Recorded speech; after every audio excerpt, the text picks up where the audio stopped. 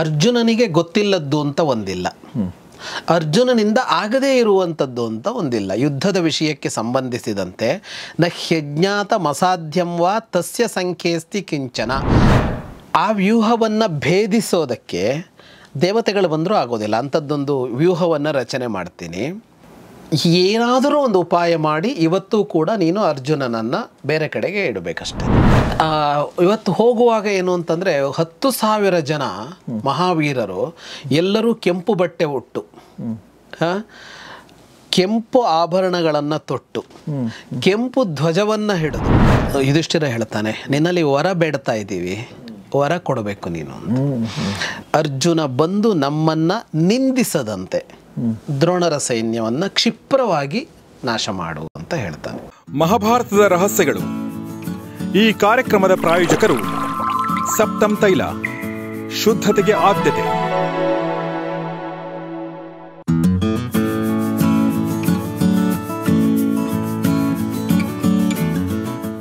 ಈ ಕಾರ್ಯಕ್ರಮದ ಪ್ರಾಯೋಜಕರು ಆಶಿಕಾ ಅಗರಬತ್ತಿಗಳು, ಅತ್ಯುತ್ತಮ ಗುಣಮಟ್ಟದ ಸಂಕೇತ.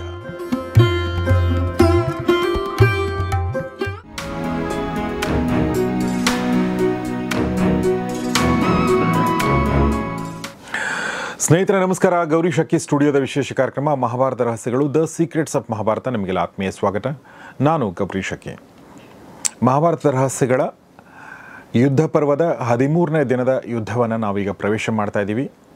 ಈ ಇಡೀ ಮಹಾಭಾರತವನ್ನು ಮತ್ತು ಯುದ್ಧವನ್ನು ಎಲ್ಲವನ್ನೂ ಕೂಡ ನಮಗೆ ಹೇಳ್ತಿರುವಂಥ ವಿದ್ವಾನ್ ಜಗದೀಶ್ ಶರ್ಮಾ ಸಂಪತ್ ಸರ್ ನಮ್ಮೊಂದಿಗೆ ಜಾಯ್ನ್ ಆಗಿದ್ದಾರೆ. Sir, welcome to the show. ನಮಸ್ತೆ. ನಮಸ್ತೆ. ಸೊ ಯುದ್ಧಕ್ಕೆ ನಿಮ್ಮೆಲ್ಲರಿಗೂ ಮತ್ತೊಂದು ಸಲ ಸ್ವಾಗತ. 12ನೇ ದಿನದ ಯುದ್ಧ ಕಂಪ್ಲೀಟಾಗಿ ನೋಡಿದಿರಿ ಮತ್ತು 13ನೇ ದಿನದ ಯುದ್ಧ ಬಹುಶಃ ಅತ್ಯಂತ ನಿರ್ಣಾಯಕ ಘಟ್ಟಗಳನ್ನ ನಾವು ನೋಡ್ತಾ ಹೋಗ್ತೀವಿ. ಯಾಕಂದರೆ ಕೇವಲ 6 ದಿನಗಳಲ್ಲಿ ಯುದ್ಧ ಮುಗಿಯೋದ್ರಿಂದ ಯಾವ ದಿನವೂ ಕೂಡ ಇವತ್ತು ಏನೂ ಆಗಲಿಲ್ಲ ಅನ್ನೋ ಥರದ್ದು ಖಂಡಿತ ಇರಲ್ಲ. ಈವರೆಗೂ ಖಂಡಿತ ಆಗಿದೆ, ಬಟ್ ಇನ್ನೂ ದೊಡ್ಡ ಘಟನೆಗಳು ಮತ್ತು ದೊಡ್ಡ ವ್ಯಕ್ತಿಗಳು ಪತನಗೊಳ್ಳುವಂಥ, ವಿಜಯ ಸಾಧಿಸುವಂಥ ಆ ಥರದ ಘಟನೆಗಳನ್ನ ನಾವು ಮುಂದಿನ ದಿನಗಳಲ್ಲಿ ನೋಡ್ತೀವಿ ಅಂತ ಅನಿಸುತ್ತೆ. ಸೊ ಕಳೆದ ಸಂಚಿಕೆಯಲ್ಲಿ ಕೂಡ ನೀವು ಹೇಳ್ತಿರ್ಬೇಕಾದ್ರೆ ದಿಕ್ಕು ತೋಚದ ಆಗಿದ್ರು ಮತ್ತು ಅವರ ಎಲ್ಲೇ ಮೀರಿದ್ದು, ಗಡಿಗಳನ್ನು ಮೀರಿ, ನಿಯಮಗಳನ್ನ ಮೀರಿ ಯುದ್ಧ ಮಾಡ್ತಿದ್ರು ಅಂತಂದಾಗ ಒಂದು ಫ್ರಸ್ಟ್ರೇಷನ್ ಕೂಡ ಕಾಣುತ್ತೆ, ಏನಾದರೂ ಮಾಡಿ ಮುಗಿಸ್ಬೇಕು ಅನ್ನೋ ಥರದ್ದು. ಹೌದು. ಸೊ ಅದು ಈ ಎಲ್ಲ ಮುಂದಿನ ಘಟನೆ, ಆ ಫ್ರಸ್ಟ್ರೇಷನ್ ಏನು ಅವರಲ್ಲಿ ಕಾಣಿಸ್ತು ಅದು 13ನೇ ದಿವಸ ಹೊರಗೆ ಬಂದು ಬಿಡ್ತದೆ. ಅದರಲ್ಲೂ ಏನು ಅಂದರೆ 13ನೇ ದಿನದ ಯುದ್ಧದಲ್ಲಿ ಈ ಅವರ ಫ್ರಸ್ಟ್ರೇಷನ್ ಇತ್ತಲ್ಲ, ಅದು ದ್ರೋಣರಿಗೂ ಆಗಿಬಿಡ್ತು ಅನ್ನೋದು ಆಶ್ಚರ್ಯ ತರುತ್ತೆ. ಅದು ಹೇಗಾಯಿತು ಅಂತ ನೋಡೋಣ. ಬೆಳಗಾಗತ್ತೆ, 13ನೇ ದಿನದ ಬೆಳಗು. ಎಲ್ಲ ಇರ್ತಾರೆ, ಎಲ್ಲರೆದುರಿಗೆ ದುರ್ಯೋಧನ ದ್ರೋಣರಿಗೆ ಹೇಳ್ತಾನೆ. ಅಂದರೆ ದ್ರೋಣರನ್ನು ನಿಂದಿಸ್ತಾನೆ ದುರ್ಯೋಧನ. ನೇರ ಅವನೊಂದು ಅಭ್ಯಾಸ ಇದೆಯಲ್ಲ, ಅದು ಎಲ್ಲರೆದುರಿಗೆ. ಅದನ್ನು ಹೇಳುವಾಗ ಸಂಜಯ ಹೇಳ್ತಾನೆ, ಪ್ರಣಯಾದ ಅಭಿಮಾನಾಚ ದ್ವಿಷದ್ವೃದ್ಧ್ಯಾಚ ದುರ್ಮನಾಹ ಅಂತ. ಮನಸ್ಸು ಕೆಟ್ಟಿತ್ತು ದುರ್ಯೋಧನನದ್ದು ಅಂತ ಹೇಳ್ತಾನೆ ಸಂಜಯ. ದುರ್ಮನಾಹ ಅಂತ ಮನಸ್ಸು ಕೆಟ್ಟಿತ್ತಲ್ಲ. ದ್ರೋಣರ ಜೊತೆಗೆ ಒಂದು ಪ್ರೀತಿಯ ಸಲಿಗೆಯೂ ಇತ್ತು.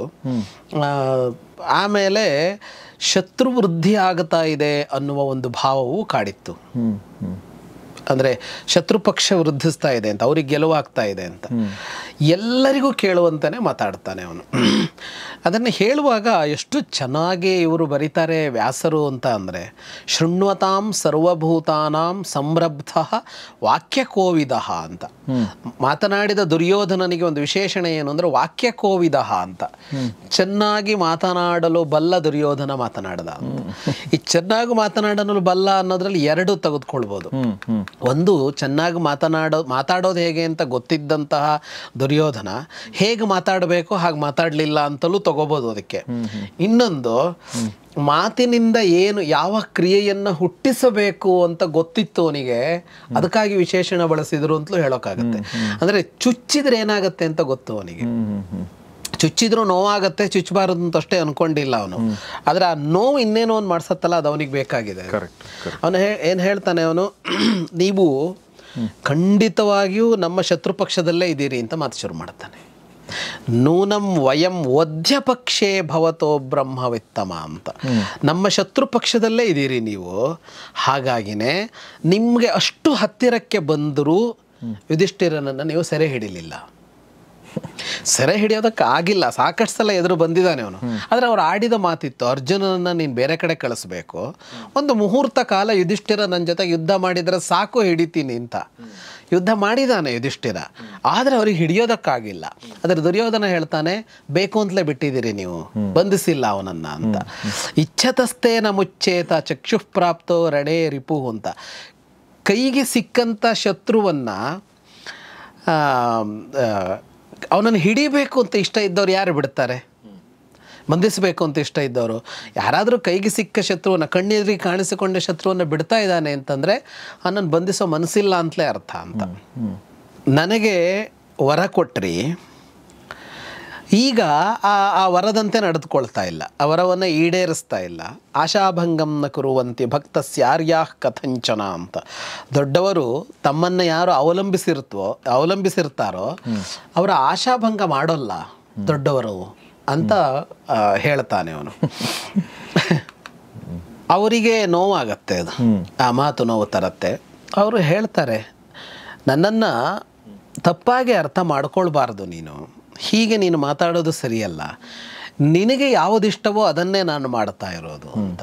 ನಾರ್ಹಸೆ ಮಾನ್ಯಥಾ ಜ್ಞಾತುಂ ಘಟಮಾನಂ ತವ ಪ್ರಿಯೆ. ನಿನ್ನ ಇಷ್ಟವನ್ನು ನಾನು ಈಡೇರಿಸ್ತಾ ಇರೋದೀಗ ಅಂತ. ಅಂದರೆ ಯುದ್ಧ ನನಗಿಷ್ಟ ಅಲ್ಲ ಅಂತಲೇ, ಆದರೂ ಯುದ್ಧ ಮಾಡ್ತೀನಿ. ಯಾಕೆ ಅಂದರೆ ನಿನಗಾಗಿ ಅಂತ. ನಿನಗಾಗಿ ನಾನು ಯುದ್ಧ ಮಾಡ್ತಾ ಇರುವಾಗ ನೀನು ಹೀಗೆ ನನ್ನ ಬಗ್ಗೆ ಆಡೋದು ಸರಿಯಲ್ಲ. ಏನು ಮಾಡೋಣ ಹೇಳು?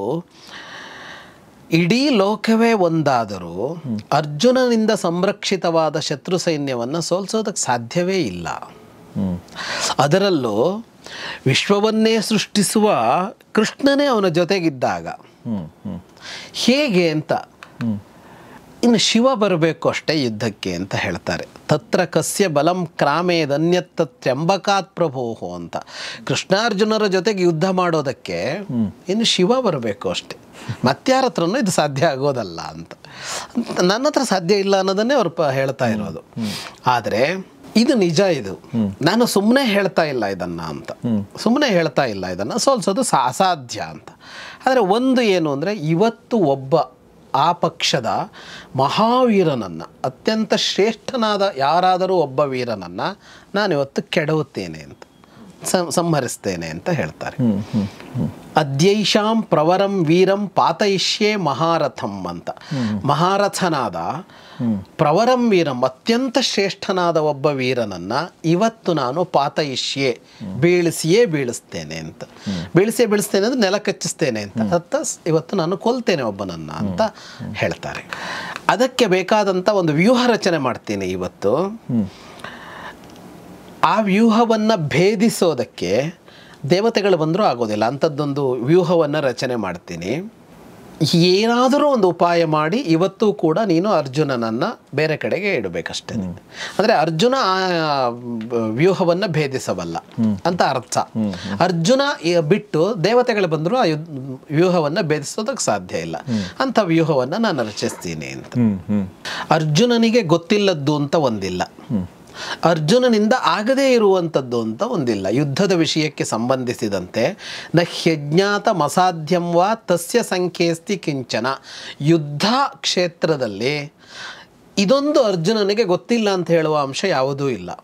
ಯುದ್ಧ ಕ್ಷೇತ್ರದಲ್ಲಿ ಇದೊಂದನ್ನು ಅರ್ಜುನನಿಗೆ ಮಾಡೋದಕ್ಕಾಗೋದಿಲ್ಲ ಅನ್ನುವ ಅಂಶವೂ ಯಾವುದೂ ಇಲ್ಲ. ಅವನು ಬಲಶಾಲಿ, ಅವನು ಯುದ್ಧಕ್ಕೆ ಸಂಬಂಧಿಸಿದಂತೆ ಸರ್ವಜ್ಞ ಅವನು. ಹಾಗಾಗಿ ಅವನಿದ್ದರೆ ಈ ಕೆಲಸ ಆಗೋದಿಲ್ಲ ಅಂತ ಹೇಳ್ತಾರೆ. ಅದು ಹೇಳ್ತಾ ಇದ್ದಾಗೆ ಮತ್ತೆ ಸಂಶಪ್ತಕರು ಎದ್ದು ಹೊರಡ್ತಾರೆ, ಅರ್ಜುನನ್ನು ಆಹ್ವಾನಿಸ್ತಾ ಹೊರಡ್ತಾರೆ ಅವರು ದಕ್ಷಿಣ ದಿಕ್ಕಲ್ಲಿ. ಇದು ಯುದ್ಧದ ಭೂಮಿಯಲ್ಲೇ ನಡೀತಾ ಇರೋದು. ಇದು ಇನ್ನು ಅಲ್ಲಿಗೆ ಹೋಗ್ತಾ ಇರುವಾಗ ಶಿಬಿರದಲ್ಲಿ ಬೆಳಿಗ್ಗೆ ಶಿಬಿರದಿಂದ ಹೊರಡುವಾಗ ನಡೀತಾ ಇರೋ ಮಾತು ಅಂತ ಲೆಕ್ಕ. ಹಾಗಾಗಿ ಸಂಶಪ್ತಕರು ಆ ಕಡೆ ಹೋಗ್ತಾರಲ್ಲ, ಅರ್ಜುನ ಅಲ್ಲಿಗೆ ಹೋಗೋದು ಅನಿವಾರ್ಯ ಆಗೇ ಆಗತ್ತೆ. ದ್ರೋಣರು ಒಂದು ವ್ಯೂಹವನ್ನು ರಚಿಸ್ತಾರೆ, ಅದು ಚಕ್ರವ್ಯೂಹ. ಚಕ್ರವ್ಯೂಹವನ್ನು ರಚಿಸ್ತಾರೆ. ಆ ಚಕ್ರವ್ಯೂಹ ಗೊತ್ತೂ ಇಲ್ಲ ಜನಕ್ಕೆ, ಮತ್ತು ಅದನ್ನು ಭೇದಿಸೋದಕ್ಕೆ ಬರೋದಿಲ್ಲ.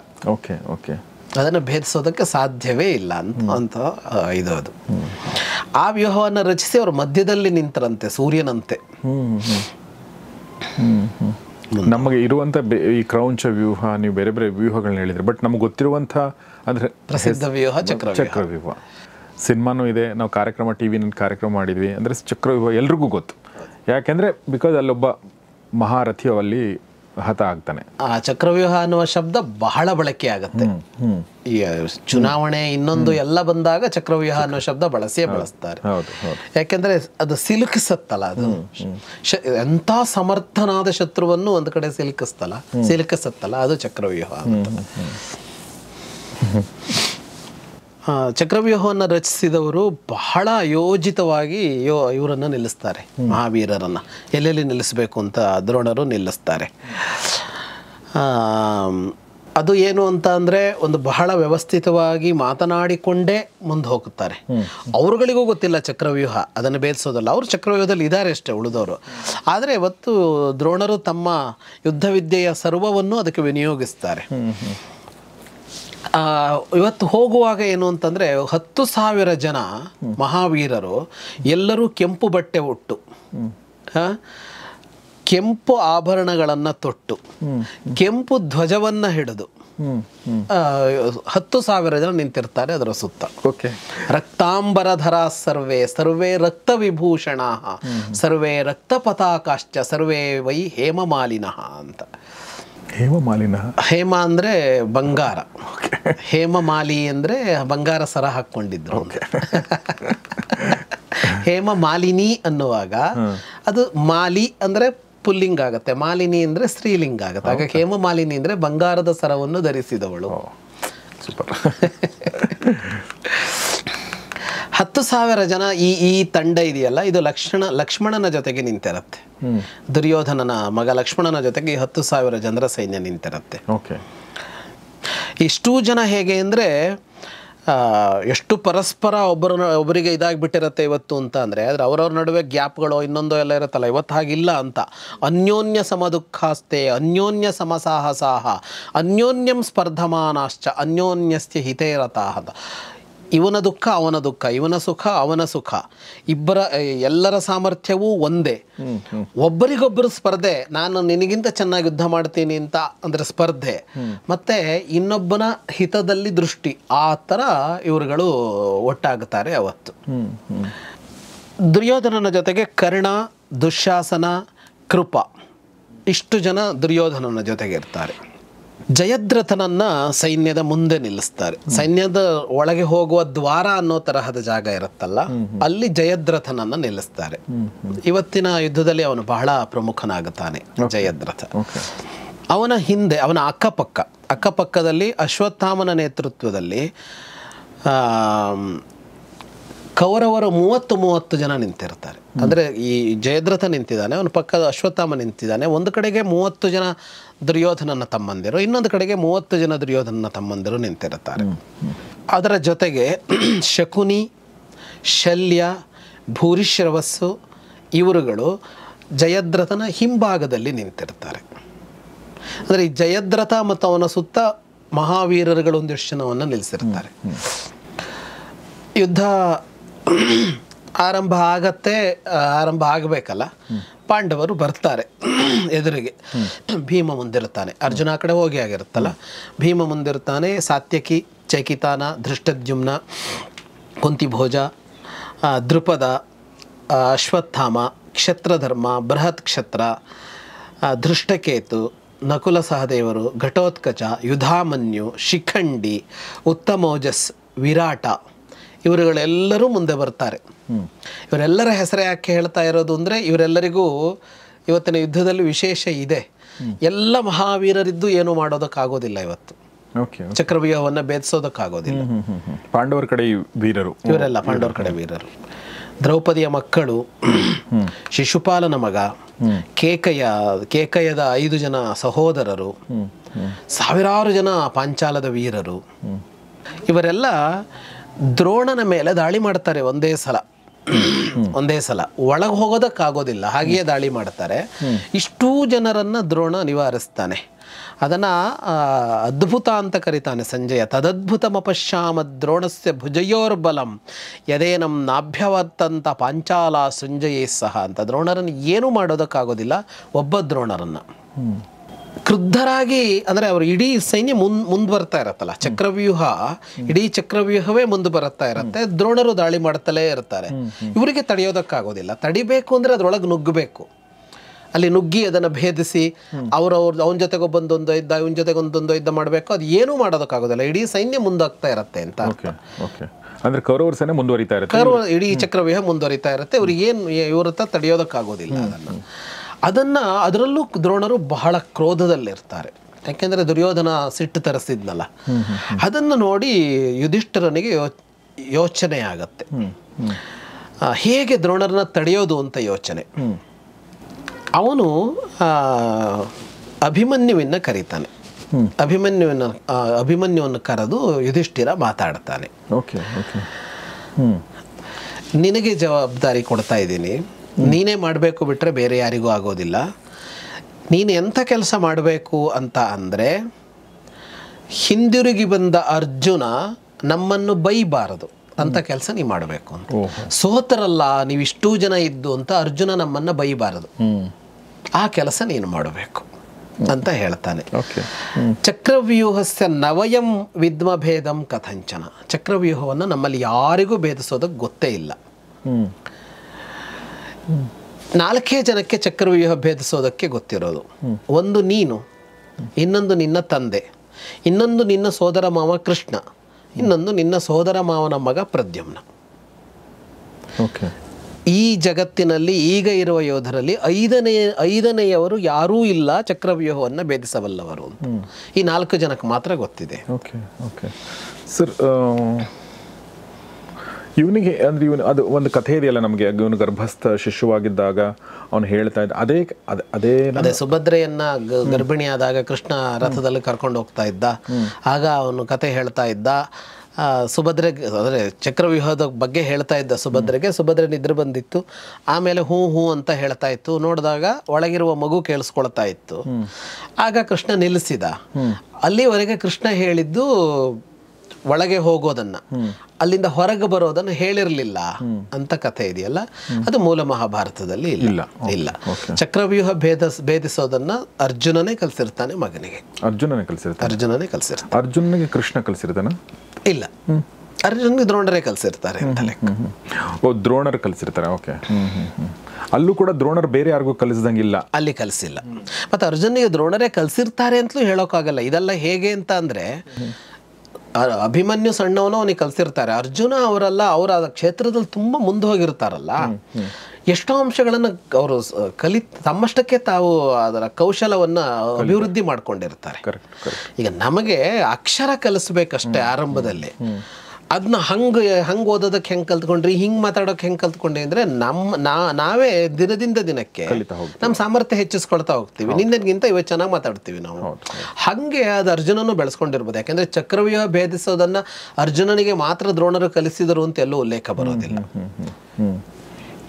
ಹಾಗಾಗಿ ಅರ್ಜುನನು ಅದನ್ನು ಕಂಡಿಡ್ಕೊಂಡಿರ್ಬೋದು. ಅದು ಕಂಡಿಡ್ಕೊಳ್ಳೋದೇ ಇರುತ್ತೆ. ವ್ಯೂಹ ಭೇದನ ಅನ್ನೋದು ಕಂಡಿಡ್ಕೊಳ್ಳೋದ್ರಲ್ಲೂ ಇರುತ್ತೆ, ಅರ್ಥ ಮಾಡ್ಕೊಳ್ಳೋದಿರುತ್ತೆ. ಎಲ್ಲಿಂದ ನುಗ್ಗೋಕ್ ಬರುತ್ತೆ ಅಂತ ಒಂದು ನುಗ್ಗಕ್ ಬರದಿರೋ ತರ ಪ್ಲಾನಿಂಗ್ ಅಲ್ವಾ ಅದು. ಇಲ್ಲಿಂದ ನುಗ್ಗೋಕ್ ಬರುತ್ತೆ ಅಂತ ಕಲಿಸೋದಕ್ಕೂ ಬರುತ್ತೆ. ಆದ್ರೆ ಒಬ್ಬ ಸಮರ್ಥನಾದವ ಹಾಗೆ ಅದನ್ನ ಕಲ್ತ್ಕೊಳ್ಳೋಕ್ಕೂ ಬರುತ್ತೆ. ಅಂದ್ರೆ ಕೆಲವೊಬ್ರಿಗೆ ಅದು ಇಂಟ್ಯೂಷನ್ ಇರುತ್ತೆ. ಅಂದ್ರೆ ಎಷ್ಟು ಅವ್ರು ಚೆನ್ನಾಗಿರ್ತಾರೆ ಅಂದ್ರೆ ಅವ್ರಿಗೆ ಕಲ್ಸೋದ್ ಬೇಕಾಗಲ್ಲ, ಅವ್ರು ಮಾಡ್ತಾನೆ ಕಲಿತಾ ಹೋಗ್ತಾರೆ. ಹೌದು ಸರ್, ಪ್ರದ್ಯುಮ್ನಂದ ಬಗ್ಗೆ ನಂಗೆ ಗೊತ್ತಾಗಲಿಲ್ಲ ಸರ್. ಪ್ರದ್ಯುಮ್ನ ಕೃಷ್ಣನ ಮಗ, ಅವನು ಮಹಾವೀರ, ಆ ಕಾಲದ ಮಹಾವೀರ. ಕೃಷ್ಣನ ಮಕ್ಕಳೆಲ್ಲ ಭಾರೀ ವೀರರು. ಪ್ರದ್ಯುಮ್ನ, ಅನಿರುದ್ಧ, ಸಾಂಬ ಎಲ್ಲರೂ ವೀರರು. ಅದರಲ್ಲಿ ಪ್ರದ್ಯುಮ್ನ ಮಹಾಶೂರ. ಬಟ್ ಅವನು ಈ ಯುದ್ಧದಲ್ಲಿ ಬಂದಿಲ್ಲ. ಅವ್ರು ಯಾರು ಬಂದಿಲ್ಲ. ಯಾದವರು ಯಾರು ಬಂದೇ ಇಲ್ಲ ಸರ್. ಅದೆಲ್ಲ ಭಾಗವತದ ಕಥೆ. ಭಾಗವತಕ್ಕೆ ಹೋದ್ರೆ ಅದು ಇನ್ನೂ ಅದ್ಭುತವಾದ ಕಥೆ ಇದೆ. ಅದು ಹೆಚ್ಚು ಜನರಿಗೆ ಗೊತ್ತಿಲ್ಲ. ಅದು ಇನ್ನೂ ಅದ್ಭುತವಾಗಿದೆ. ಅಲ್ಲಿ ಮಹಾಭಾರತ ಮುಗಿದ ಮೇಲೆ ರಾಮಾಯಣವೋ ಭಾಗವತ ಯಾವುದೋ ತಗೋಬಹುದು. ಯುಧಿಷ್ಠಿರ ಹೇಳ್ತಾನೆ, ನಿನ್ನಲ್ಲಿ ವರ ಬೇಡ್ತಾ ಇದ್ದೀವಿ, ವರ ಕೊಡಬೇಕು ನೀನು. ಅಭಿಮನ್ಯೋ ವರಂ ತಾತ ಯಾಚತಾಂ ದಾತುಮರ್ಹಸಿ ಪಿತॄಣಾಂ ಮಾತುಲಾನಾಂಚ ಸೈನ್ಯಾನಾಂಚೈವ ಸರ್ವಶಃ. ನಿನ್ನ ತಂದೆ ದೊಡ್ಡಪ್ಪ ಚಿಕ್ಕಪ್ಪಂದರಿಗೆ, ನಿನ್ನ ಸೋದರ ಮಾವಂದರಿಗೆ ಮತ್ತು ನಿನ್ನ ಇಡೀ ಸೈನ್ಯಕ್ಕೆ ನೀನು ವರ ಕೊಡಬೇಕು ಈಗ ಅಂತ. ಮತ್ತದನ್ನೇ ಹೇಳ್ತಾನೆ, ಅರ್ಜುನ ಬಂದು ನಮ್ಮನ್ನು ನಿಂದಿಸದಂತೆ ದ್ರೋಣರ ಸೈನ್ಯವನ್ನು ಕ್ಷಿಪ್ರವಾಗಿ ನಾಶ ಮಾಡು ಅಂತ ಹೇಳ್ತಾನೆ. ಸೊ ಅಲ್ಲಿಗೆ ನಾವು ಒಂದು ಮಹತ್ವದ ಮತ್ತು ರೋಚಕವಾದ ಮತ್ತು ಹೃದಯ ವಿದ್ರಾವಕವಾದ ಮತ್ತು ನಮ್ಮೆಲ್ಲರಿಗೂ ಅದು ಗೊತ್ತಿರುವಂತಹ ಒಂದಷ್ಟು ಅಂದ್ರೆ ಬೇರೆ ಏನು ಗೊತ್ತಿದ್ರೂ ಮಹಾಭಾರತ ಯುದ್ಧದಲ್ಲಿ ಈ ಒಂದು ಚಕ್ರವ್ಯೂಹದ ಬಗ್ಗೆ, ಅಭಿಮನ್ಯುವಿನ ಈ ಒಂದು ಘಟನೆ ಬಗ್ಗೆ ಎಲ್ರಿಗೂ ಗೊತ್ತಿರುತ್ತೆ. ಆಮೇಲೆ ನಮ್ಮಲ್ಲದು ಎಷ್ಟೊಂದು ಭಯ ಸೃಷ್ಟಿ ಮಾಡಿದೆ ಅಂತಂದರೆ, ನಮ್ಮ ಇಡೀ ಭಾರತದ ಜನಮಾನಸದಲ್ಲಿ ಅಂದರೆ ಮಕ್ಕಳಿಗೆ ಅಭಿಮನ್ಯು ಅಂತ ಹೆಸರು ಕೂಡ ಇಡಲ್ಲ. ಅರ್ಜುನ ಇಡ್ತಾರೆ, ಧರ್ಮರಾಜ ಇಡ್ತಾರೆ, ಎಲ್ಲ ಇಡ್ತಾರೆ, ಕೃಷ್ಣ ಅಂತ ಇಡ್ತಾರೆ, ಅಭಿಮನ್ಯು ಅಂತ ಹೆಸರು ಇಡಲ್ಲ. ಬಿಕಾಸ್ ಅವನು ಅಲ್ಪಾಯುಷಿ. ಸೊ ಎಷ್ಟು ಅಂದ್ರೆ ಒಳಗಡೆ ಸೇರಿರ್ಬೋದಲ್ವ ಮಹಾಭಾರತ. ಅದರಲ್ಲಿ ಕೆಲವು ಪಾತ್ರಗಳು ತುಂಬಾ ಪ್ರಭಾವ ಬೀರಿದೆಯಲ್ಲ, ಅದರಲ್ಲಿ ಅಭಿಮನ್ಯು ಒಬ್ಬ. ಸೊ ಅಭಿಮನ್ಯುವಿನ ಮುಂದಿನ ಅಭಿಮನ್ಯು ಹೇಗೆ ಹೋರಾಡ್ತಾನೆ, ಹೇಗೆ ಕೊನೆ ಆಗುತ್ತೆ ಈ ಒಂದು ಚಕ್ರವ್ಯೂಹದ ಘಟನೆ ಅನ್ನೋದನ್ನು ಮುಂದಿನ ಭಾಗದಲ್ಲಿ ನೋಡೋಣ ಅಂತ ಹೇಳ್ತಾ ಇದನ್ನು ಈ ಎಪಿಸೋಡ್ನಲ್ಲಿ ಮುಗಿಸ್ತಾ ಇದ್ದೀನಿ. ಅದನ್ನು ಅದ್ಭುತವಾಗಿ ನಮಗೆ ಎದುರುಗಡೆ ಕಟ್ಟಿಕೊಡ್ತಿರುವಂಥ ವಿದ್ವಾನ್ ಜಗದೀಶ್ ಶರ್ಮಾ ಸಂಪತ್ ಸರ್ಗೆ ನಿಮ್ಮೆಲ್ಲರ ಪರವಾಗಿ ಧನ್ಯವಾದಗಳು sir. Thank you very much sir, ನಮ್ಮ ಜೊತೆ ಇಷ್ಟೊತ್ತು ಈ ವಿಚಾರಗಳನ್ನ ನಮ್ಮ ಜೊತೆ ಶೇರ್ ಮಾಡ್ಕೊಂಡಿದ್ದಕ್ಕೆ. ಸೊ ಸ್ನೇಹಿತರೆ, ಮಹಾಭಾರತದ ರಹಸ್ಯಗಳು ಕಾರ್ಯಕ್ರಮದಲ್ಲಿ ಅತ್ಯಂತ ನಿರ್ಣಾಯಕವಾದ ಮಹತ್ವದ ಘಟ್ಟಕ್ಕೆ ತಲುಪಿದ್ದೀವಿ. ಅದು ಯುದ್ಧದ ಕ್ಲೈಮ್ಯಾಕ್ಸ್ಗೆ, ಯುದ್ಧದ ಮಹತ್ವದ ಘಟ್ಟಕ್ಕೆ ಈಗ ತಲುಪಿದ್ದೀವಿ. 13ನೇ ದಿನದ ಯುದ್ಧ ಮತ್ತು ಅಭಿಮನ್ಯು ಚಕ್ರವ್ಯೂಹವನ್ನು ಪ್ರವೇಶಿಸುವ ಗಳಿಗೆ ಸನ್ನಿಹಿತವಾಗಿದೆ. ಮುಂದೆ ಏನಾಗುತ್ತೆ ಅನ್ನೋದನ್ನು ಮುಂದಿನ ಭಾಗದಲ್ಲಿ ನೋಡೋಣ ಅಂತ ಹೇಳ್ತಾ ಇವತ್ತಿನ ಎಪಿಸೋಡ್ ಮುಗಿಸ್ತಾ ಇದ್ದೀನಿ. ಯಥಾ ಪ್ರಕಾರ ನೋಡಿ, ಶೇರ್ ಮಾಡಿ, ಲೈಕ್ ಮಾಡಿ, ವಿಡಿಯೋನ ಲೈಕ್ ಬಟನ್ನ ಪ್ರೆಸ್ ಮಾಡಿ ಮತ್ತು ಕಮೆಂಟ್ ಮಾಡಿ, ಪ್ರಶ್ನೆಗಳಿದ್ದರೆ ತಿಳಿಸಿ, ಸಬ್ಸ್ಕ್ರೈಬ್ ಮಾಡಿ. ನೋಡ್ತಾರೆ ಗೌರಿಶಕ್ ಸ್ಟುಡಿಯೋ, ನೋಡ್ತಾರೆ ಮಹಾಭಾರತ ರಹಸ್ಯಗಳು. ನಮಸ್ಕಾರ. ಮಹಾಭಾರತದ ರಹಸ್ಯಗಳು ಈ ಕಾರ್ಯಕ್ರಮದ ಪ್ರಾಯೋಜಕರು ಸಪ್ತಮ್ ತೈಲ, ಶುದ್ಧತೆಗೆ ಆದ್ಯತೆ.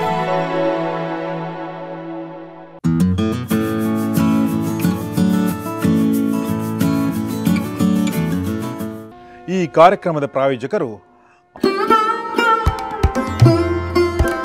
ಆಶಿಕಾ ಅಗರಬತ್ತಿಗಳು, ಅತ್ಯುತ್ತಮ ಗುಣಮಟ್ಟದ ಸಂಕೇತ.